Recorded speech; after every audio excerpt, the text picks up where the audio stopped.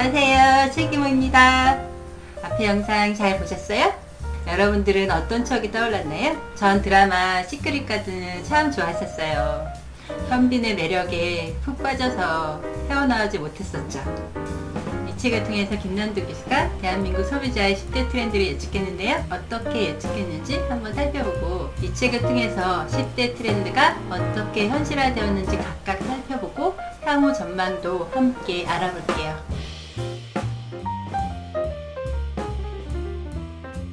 2011년 신묘년 토끼의 트렌드 슬로건은 To Rabbit, 두 마리 토끼를 잡아라였어요. 적은 투자로 커다란 성과를 얻을 수 있는 일거양득의 한 해가 되기를 기원하는 의미였는데, 두 마리 토끼는 모순의 토끼였어요. 모순의 토끼, 소비자를 잡기에 분주했던 2011년, 각각의 키워드별로 한번 알아볼까요?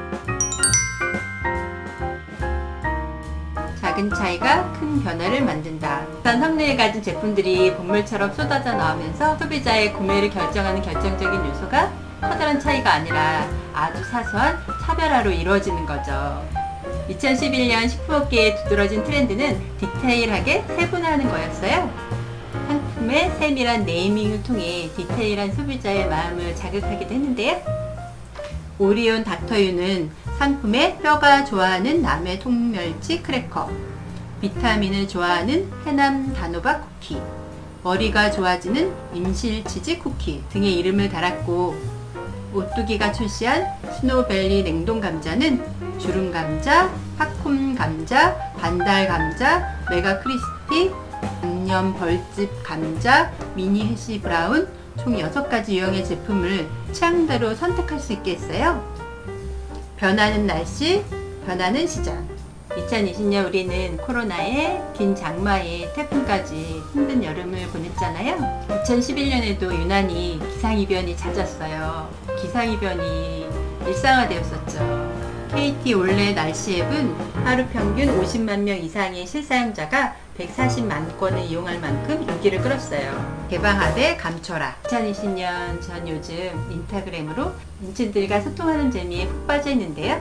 벌써 팔로워도 1000명 넘었어요. 2011년에는 스마트폰 보급이 2천만 대를 넘어서면서 공감과 소통을 도모하려는 트렌드는 SNS의 확산을 타고 정점을 향해 갔었죠. 그 부작용으로 개인정보 유출 사고도 많이 발생했었고, 개인정보와 프라이버시를 보호하려는 노력도 있었어요. 2020년에도 개인정보 유출의 문제는 여전히 무방비 상태로 노출되었죠. 아무리 단속을 해도 어찌할 바 없는 파놉티콘의 세상에 살고 있는 거죠. 실제 같은 가상, 가상 같은 실제. 가상현실이란 의미의 버추얼 리얼리티를 뒤집어 만든 주어인데요. 현실적 가상이란 가상 공간의 논리나 현상이 실생활에 영향을 미치는 상황을 묘사하는 것입니다.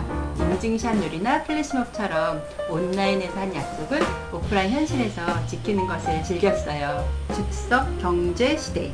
경제와 트렌드 변화의 주기가 짧아지고 미래 예측이 불가능해지면서 현재 지향적이고 즉각적인 소비가 이루어졌는데요.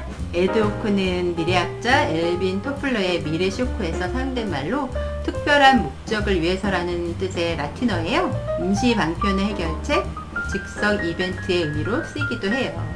1년 사이 10배 이상의 성장세를 보인 소셜 커머스 시장은 티켓 수의 한정성, 시간의 제한성, 상품의 일회성이라는 즉석 경제의 3요소를 모두 지닌 즉석 경제의 전형이라고 할 수 있어요. 찰나와 영원, 둘 다 쫓고자 하는 양면적 소비자들의 구미를 당기는 팝업 스토어와 한정판의 행렬도 즉석 경제를 부채질했었죠.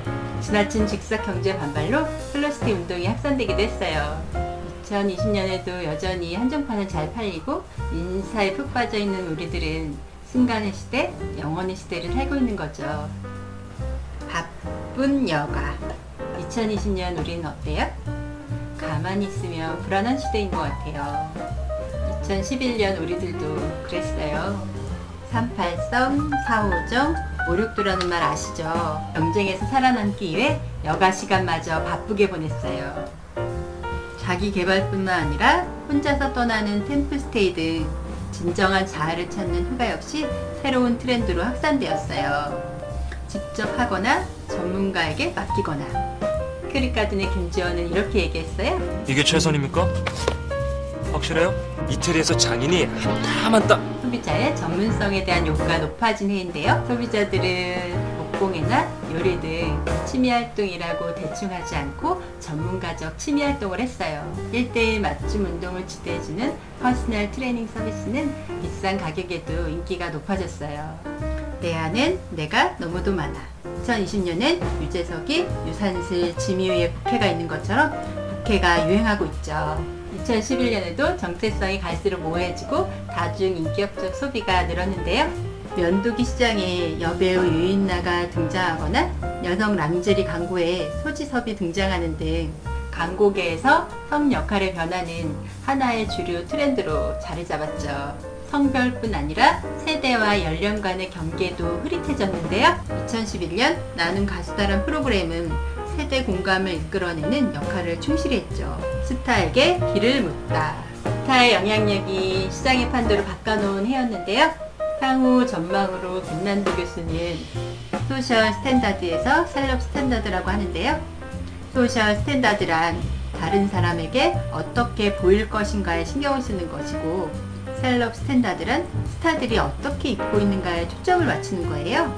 셀럽은 대중의 목마를 대변하는 아바타이자 행동과 소비의 표준이 됐고, 대중과 함께 트렌드를 만들어가는 소비사회의 리더가 될 것이라고 합니다. 신뢰를 찾아서 프로축구 K리그의 승부 조작 파문은 저신뢰 사회로 추락한 2011년 대한민국의 소비의 모습을 단적으로 드러낸 사건이었죠. 2020년 우리는 코로나19에 대한 가짜뉴스에 시달리고 유튜버의 가짜뉴스 양산, 뒷광고 등 문제가 많이 드러났죠. 이제 마지막으로 모순의 토끼인 소비자를 잡기 위해 무엇을 해야 할지 알아볼게요. 여러분, 청순 글래머란 말 들어보셨죠? 남자들의 로망이죠. 2011년에도 많이 쓰였는데 청순과 글래머는 사뭇 대립하는 느낌을 주지만 이 단어가 주는 로망의 핵심은 바로 이 대립에 있고 공존하기 힘든 속성이 공존하는 데서 매력이 온다고 해요. 다양하고 모순된 소비자의 니즈를 얼마나 충족시킬 것인가를 따지는 개념 경쟁의 시대가 도래했다고 하네요. 소비자들이 얼마나 모순된 욕심쟁이들인지 함께 볼까요? 가격은 저렴해도 품질은 우수해야 하고 작은 사이즈 안에 수많은 기능이 포함되기를 바라며 예쁜 디자인 속에 파워풀한 성능이 따라주길 원하는데요. 기능이 제일 좋아하다고 하면서 막상 상품 구매는 디자인에 따라 하는 소비자.